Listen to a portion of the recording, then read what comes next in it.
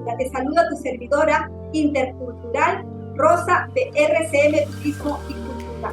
Y bien, a continuación te compartiré de un atractivo turístico muy importante que se encuentra en una parte de nuestras costas peruanas, dentro de nuestro riquísimo Océano Pacífico del Perú, que se llama las Islas Ballestas. Así que te invito a ti a que puedas ver este video hasta el final, porque no solamente verás y aprenderás de mi viaje turístico hacia las Islas Ballestas, sino también que verás y aprenderás de la Reserva Nacional de Paracas, el Centro de Interpretación de Paracas, la cultura Paracas y muchos lugares más que solamente lo puedes ver dentro de la provincia de Pisco, distrito Bahía de Paracas y aledaños, dentro de nuestro departamento de Ica. Así que sin más, acompáñame a ver este video. Entonces, primero hablemos de la cultura Paracas. Cuando escuchamos la palabra Paracas, ¿a qué nos suena? Nos suena a la cultura Paracas y sus famosos y hermosísimos mantos Paracas, conocidos a nivel mundial, a las trepanaciones y deformaciones craneanas, a los vientos Paracas, a desierto, a fauna, a animales, a mar, al Océano Pacífico, a las famosas Islas Ballestas, a la famosa Reserva Nacional de Paracas, entre otros. Entonces, hablemos rápidamente de dónde se encuentra ubicado. Paracas se encuentra ubicado en Sudamérica, en Perú, en la provincia de Pisco y departamento de Ica. Y si hablamos de su historia y de su arte, ¿a qué se dedicaba la cultura Paracas para poder sobrevivir? Su actividad económica más importante era la agricultura.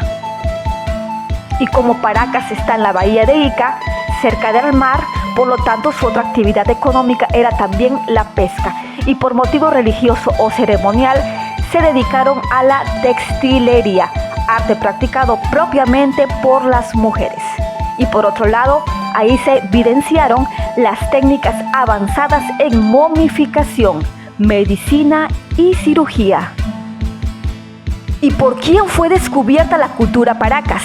Nada más y nada menos que por el arqueólogo peruano Julio César Tello, considerado el padre de la arqueología peruana entre el año 1925 hasta 1928, frente a la bahía de Paracas y al sur de Pisco en el departamento de Ica.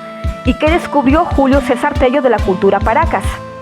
Descubrió 3 cementerios: 1, Cerro Colorado; 2, Arena Blanca; y 3, Huaricayán, en las cuales este padre de la arqueología peruana lo dividió en 2 épocas. 1, el primer cementerio fue hallado en las colinas de Pórfido Rojo, conocidas como Cerro Colorado, llamándola Paracas Cavernas. 2, el segundo cementerio fue hallado en Huaricayán, muy cerca del Cerro Colorado, llamándola Paracas Necrópolis, y que posteriormente se le llamó la cultura Topará, que se desarrolló en los valles de Cañete, Topará, Chincha y Pisco hasta la península de Paracas. Y bien, expliquemos brevemente qué habían dentro de estas tumbas divididas en 2 épocas. En el primer cementerio, llamada Paracas Cavernas, enterraban a sus muertos dentro de tumbas excavadas de manera vertical en el suelo. Es decir, excavaban un pozo vertical que se ensanchaban antes de alcanzar el piso, lo que les daba una forma de botella, una forma de copa invertida o como de un útero, en una profundidad de unos 6 a 7 metros de diámetro. Los cuerpos, llamados fardos funerarios, estaban en posición fetal, envueltos en mantos, y presentaban cráneos con trepanaciones y deformaciones craneanas.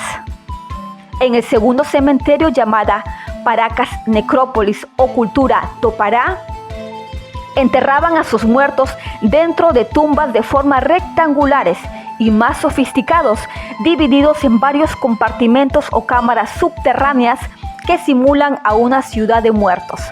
Aquí los pobladores enterraban a los integrantes de la casa dominante, como los sacerdotes militares. Los cuerpos, llamados los fatos funerarios, encontrados muestran la habilidad de los paracas para enterrar a sus muertos, así como también se ve la presencia de cráneos rotos y trepanados. Cada momia eran envueltos en muchas capas de textiles que eran mantos finamente bordadas, de extraordinaria calidad, junto con alimentos, adornos de oro y piezas de cerámicas.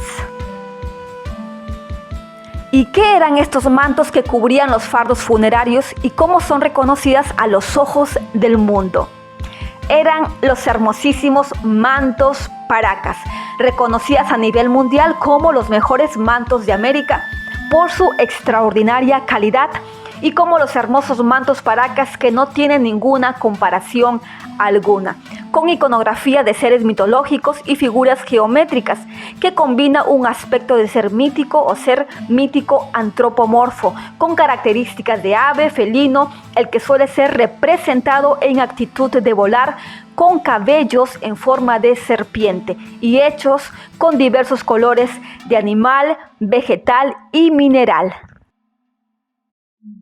Y aquí vistiendo la indumentaria paracas en el Museo de Arqueología, Antropología e Historia del Perú. Y como puedes ver, yo visto un hermoso manto paracas de color púrpura, así como un tocado en la parte frontal de mi cabeza. Y por el otro lado, el señor Paul también viste el famoso y hermoso manto paracas, así como también de un tocado en la parte frontal de la cabeza. Ambos estamos sujetando estas hermosas cerámicas. Estamos en actitud ritual representando a los hombres y mujeres de la cultura paracas. Y ya que estamos aquí, te invito, por supuesto, a visitar el Museo de Arqueología, Antropología e Historia del Perú, que se encuentra ubicado en la Plaza Bolívar, sin número, distrito de Pueblo Libre, a 30 minutos aproximadamente de la Plaza Mayor de Lima. Y por aquí nos adentramos a hacer el tour hacia las famosas Islas Ballestas. ¿Y cómo inicia el tour hacia las Islas Ballestas y cuánto tiempo dura? Inicia con la salida desde el muelle El Chaco en yate deslizador y la duración es de 2 horas aproximadamente. Y lo primero que veremos al estar navegando dentro del mar, dentro del Océano Pacífico, dentro de las Islas Ballestas, es este geoglifo llamado el candelabro. Y bien, ¿qué es el candelabro? ¿Cuál es su origen de este geoglifo? ¿A qué cultura pertenece y qué representa? Este impresionante geoglifo llamado el candelabro de Paracas, según la RAE y según World Reference, un candelabro es un candelero de 2 o más brazos que se sostiene por su pie y mantiene derechas las velas o candelas. Desde ahí, la manera de describirlo simplificadamente. En este caso sería el candelabro de 3 brazos. Comienza con un solo tallo en la parte inferior para después dividirse en 3 ramas más pequeñas y cada una de ellas se separa nuevamente. Este geoglifo está ubicado al noroeste de la bahía de Paracas, en la punta del cerro. En cuanto a su antigüedad, se dice que tiene unos 2.500 años aproximadamente. En cuanto a sus dimensiones, son 183 metros de largo, 60 metros de ancho, con una profundidad de 1.20 metros aproximadamente. Esta figura se encuentra dibujada en una superficie de arena endurecida de color blanquecino o crema, con la capacidad de hacer al candelabro resplandecer bajo la luz del sol. La arena nunca llega a borrar por completo el candelabro debido a los vientos llamados paracas, que siempre están quitando el exceso de arena de los canales. En cuanto a su origen o a qué cultura pertenece o a qué representa, no se tiene una respuesta científica a esta pregunta y por lo que se ha escuchado hasta la fecha son solamente hipótesis. Y por otro lado, qué lástima lo que ha ocurrido hace 4 meses a este candelabro de Paracas. Miren cómo ha quedado. Fue dañado por personas inescrupulosas. Y como dice la noticia, los funcionarios encontraron 2 senderos de pisadas que van desde la parte baja hacia la parte de la cima, en forma zigzagueante, ingresando al brazo derecho del candelabro, al brazo izquierdo y parte central del geoglifo. Y esto se puede decir que es responsabilidad total y absoluta en primera instancia, del Ministerio de Cultura, en segunda instancia, del CERNAMP, que es el Servicio Nacional de Áreas Naturales Protegidas. ¿Por qué? Porque no es que sea la primera vez que sucede un daño humano contra la naturaleza de Paracas. En agosto del 2016, unos jóvenes que iban en 2 camionetas y un cuadriciclo también dañaron el candelabro. Otro incidente similar se reportó en el año 2021. Y en tercera instancia, la responsabilidad es de cada ciudadano nacional y extranjero. Eso nos deja notar hasta la actualidad que falta identidad cultural, que falta conciencia o cultura ecológica para realizar este tipo de actos.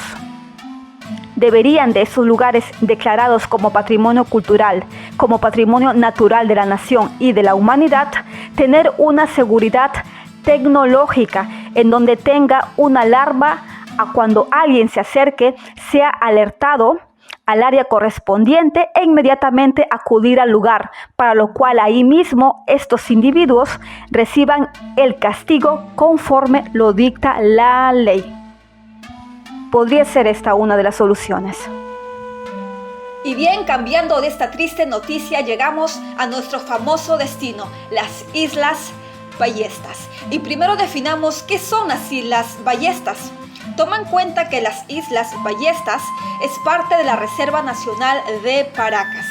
Es decir, las Islas Ballestas forman parte de la Reserva Nacional del Sistema de Islas, Islotes y Puntas Guaneras, la cual presenta como principal objetivo asegurar la conservación de muestras representativas de la diversidad biológica de los ecosistemas marino-costeros del Mar Frío de la corriente de Humboldt.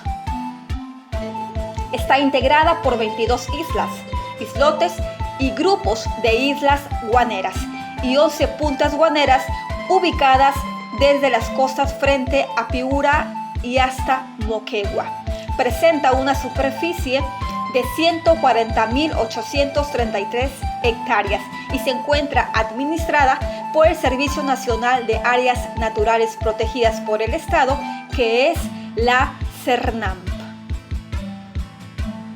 Las Islas Ballestas comprenden 3 islas, como lo dije: Ballesta Norte, Ballesta Centro y Ballesta Sur. Estas islas poseen gran importancia por ser un depósito de guano por las aves guaneras y ser considerada como lugar privilegiado para observar de cerca concentraciones de fauna marina, como son las aves marinas, aves guaneras, pingüinos de Humboldt y los hermosísimos lobos marinos. ¿Y qué especies marinas podemos observar aquí en estas hermosas Islas Ballestas? Como podemos observar, estamos viendo a los famosos lobos marinos. Aquí encontramos a 2 variedades de lobos marinos, como son los lobos marinos finos o de 2 pelos y los lobos marinos chuscos o de 1 pelo. Este es el lobo de mar más común que se puede encontrar en la reserva. Se diferencia del lobo de mar fino o de 2 pelos en que presenta la nariz corta y cuadrada. Como puedes ver, hay un mayor número nadando o descansando en estas Islas Ballestas y también en algunas playas de difícil acceso dentro de la Reserva Nacional de Paracas. Se dice que cuando los machos llegan a la adultez tienden a dispersarse y se han llegado a encontrar en islas lejanas del Pacífico. Las lobas hembras son las más amistosas y al estar ahí podrás escuchar los gritos de las manadas de lobos, que da la impresión de estar rodeado por estos hermosos animales prácticamente a casi 360 grados. El espectáculo auditivo es especialmente singular e inigualable. Estos lobos de mar son inofensivos. Y por el otro lado tenemos por aquí a estos hermosísimos pingüinos de Humboldt, que sabemos son considerados en peligro de extinción. Este es un ave marina que no vuela. Sus alas con forma de aletas están adaptadas para nadar y es un excelente nadador a gran velocidad, gracias a sus poderosos músculos pectorales. Utiliza un ala como freno para doblar en forma abrupta bajo el agua con gran agilidad. Se alimenta de peces como sardinas y anchovetas. Puede mantenerse sumergido hasta 2 minutos. En su hábitat natural viven entre 12 y 15 años y en cautiverio pueden vivir hasta 25 años. Habita en estas costas del Perú y en el norte de Chile. Vive en colonias en las costas rocosas, como lo podemos ver, y es el único pingüino que vive en Perú de forma permanente gracias a la corriente de Humboldt. ¿Y qué es la corriente de Humboldt? Esta corriente es una de las aguas frías más importantes del mundo, también llamada corriente peruana o del Perú. Es una corriente oceánica costera del Pacífico Oriental, la cual es fría, superficial, continua, de baja velocidad, muy amplia y con una dirección predominante hacia el noroeste. Está originada por un afloramiento o ascenso de aguas profundas y por lo tanto muy frías y ricas en nutrientes que se produce en las costas occidentales de América del Sur. Alberga el ecosistema marino más numeroso del planeta. Por ende, este mar es el área pesquera más productiva del planeta, cargado de mucho fitoplancton, que es una comida para estos animales del mar, y nos juntamos al mar más rico del planeta. Y como dato importante, las Islas Ballestas en el 2021 recibió 364.402 visitantes, lo que significó una recuperación del más del 80% respecto al año 2020. De ellos, el 97% fueron nacionales y el 3% extranjeros. Por su parte, la Reserva Nacional de Paracas recibió un total de 281.850 visitantes. Y por aquí tenemos, entre otras especies de aves, de las Islas Ballestas. Finalizamos el tour hacia las Islas Ballestas y nos dirigimos por tierra al Centro de Interpretación de la Reserva Nacional de Paracas, lo cual este tour tiene una duración de 3 horas aproximadamente. En el Centro de Interpretación podrás tener un panorama global de las especies y aves marinas de toda la Reserva Nacional de Paracas. Seguido fuimos a visitar a la playa Supay. Supay es una palabra en quechua y significa diablo. Recibe este nombre por su oleaje embravecido, como puedes observar, y esta playa es notable por sus magníficos acantilados formados en el periodo del Eoceno. Estos acantilados muestran secuencias de capas horizontales conformadas por organismos vivos fosilizados, así como capas de roca volcánicas, formadas por la acumulación de cenizas y otros pequeños elementos expulsados durante erupciones volcánicas. El Eoceno es el segundo periodo de la era terciaria. Se extendió por 55 millones de años aproximadamente y su nombre proviene de 2 palabras griegas que son eos y kainos, que significan amanecer de la vida, refiriéndose a la fauna mamífera que apareció en esta zona. Y aquí observamos también a lo que queda de la formación rocosa de la catedral entre las playas de Yumaque y Supay.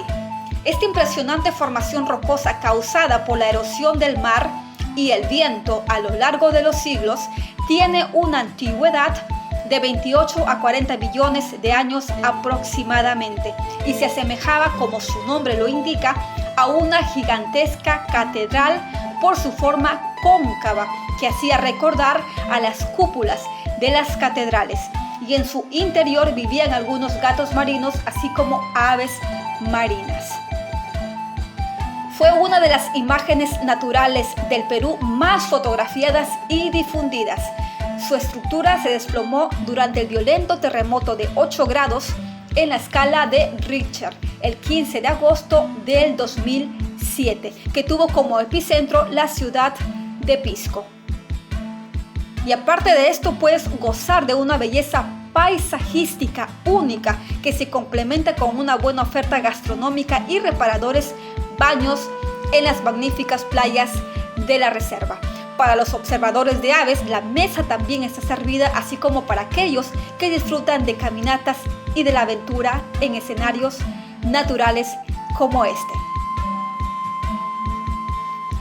Seguido, visitamos una parte de zona de sal, es decir, piedras de sal, yendo por una parte de la carretera de la Reserva Nacional de Paracas. Y esta carretera no son de asfalto, son de sal, así como lo oyes y así como lo puedes observar. ¿Y a qué se debe esto? Según el biólogo Juan Pisconte, menciona que debajo de los sedimentos de Paracas está una gran riqueza paleontológica. ¿Y qué es la paleontología? Es la ciencia que estudia los fósiles de especies animales y vegetales desaparecidas. En esta zona de Yumaque, por ejemplo, hay restos de moluscos fósiles. Y caminando en el desierto se ha podido encontrar restos de tiburones de más o menos unos 9 metros aproximadamente, que son enormes. Y estos probablemente fueron los grandes depredadores que tuvieron los animales marinos de la época. Los fósiles nos pueden contar la historia de cómo era la Tierra hace 50 millones de años, cuando no habían seres humanos. Aquí uno de estos ejemplares paleontológicos fue encontrado en la bahía Independencia. Esta es una de las especies que habitan las aguas frías de Chile y que probablemente incursionan hasta la costa sur del Perú a consecuencia del enfriamiento del evento La Niña.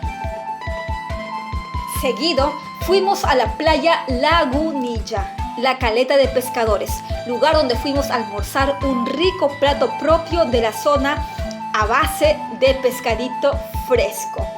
Este mar de Paracas ofrece el 40% del oxígeno en el mundo, un mar oxigenado, un aire puro, un hermoso paisaje marino donde en vivo y en directo sentirás los famosos vientos Paracas, gratificantes y beneficiosos para nuestra salud. Posteriormente hicimos el recorrido hacia Tambo, Colorado, desde el muelle El Chaco, que son como 45 minutos a 1 hora aproximadamente. Tambo, Colorado o Pucallacta es un conjunto arquitectónico, una ciudad administrativa que fue construido por mandato expreso del Inca Túpac Yupanqui en el siglo XV, y para su construcción utilizaron materiales propios de la zona como son tapiales, adobes, barro, piedras de cantos rodados. Este conjunto administrativo estaba al costado del camino Inca o Capac Ñan, que venía desde el Cusco. Pasaba por Ayacucho, pasaba por Vilcashuamán, llegaba a Tambo, Colorado y terminaba en la ciudad La Centinela, capital del reino de Chincha. En el siglo XV, los incas desarrollaron su proceso de expansión hacia la costa del Perú, que llegaron hasta el reino de Chincha, con quienes formaron una alianza estratégica en su proceso de expansión hacia el norte del Perú, llegando hasta Ecuador y Colombia y denominando a toda esta zona el Chinchay Suyo, en homenaje a su aliado estratégico. Los recintos de Tambo Colorado están diferenciados según su finalidad, pues estaban destinados a alojamiento permanente de funcionarios, a albergar al séquito de acompañantes del Inca, al espacio requerido por los chasquis o correos de a pie y al alojamiento de un contingente militar. Aquí podremos observar el Palacio Inca y, como puedes ver, existen un sinnúmero de ventanas trapezoidales que servirían especialmente para dejar ofrendas al soberano. Aquí me encuentro en el patio 3. Podemos apreciar la presencia de 2 hileras de adobes a manera de escalinatas y un tipo de escenario donde se apostaría el Inca para recibir a sus súbditos o invitados más importantes, que se colocarían en la plataforma inferior, estando así la visión del Inca por encima de la cabeza de sus súbditos y de sus invitados. Aquí, uno de los ambientes más restringidos del palacio, que solamente era permitido el acceso por su círculo más íntimo, y en este caso nos permitieron el pase para darnos una rica ducha. Te presento al baño propio del Inca. Aquí había una piedra que sería para sentarse y, por supuesto, para bañarse. ¿Y por qué se llama Tambo Colorado? Tambo en quechua es igual a tampu, que significa descanso. Tambo Colorado, también conocido como Pucallacta, de puca en quechua, que es igual a rojo. Por consiguiente, colorado se refiere a los colores brillantes de este edificio de tierra seca, de adobe. Es decir, este color rojo se debe a consecuencia del color rojizo que presentaban sus construcciones, enlucidas con estuco y teñidas con pigmentos minerales extraídos de una cantera cercana.